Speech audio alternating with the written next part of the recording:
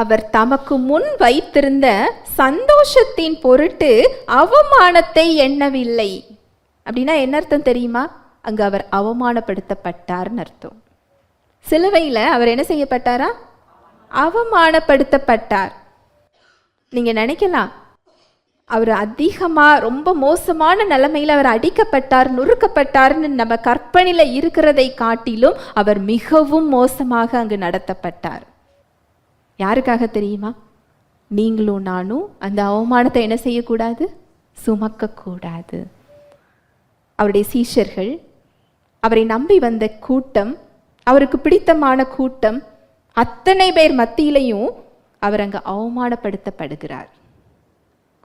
எவ்வளோ பெரிய அன்பு இல்லையா? இந்த அவமானத்தை அவர் என்ன செய்யலையா? எண்ணலையா? எப்படி எண்ணாம இருந்தாரா? அவருக்கு முன்னாடி இருந்த சந்தோஷத்தின் பொருட்டு. என்ன சந்தோஷம் நினைக்கிறீங்க?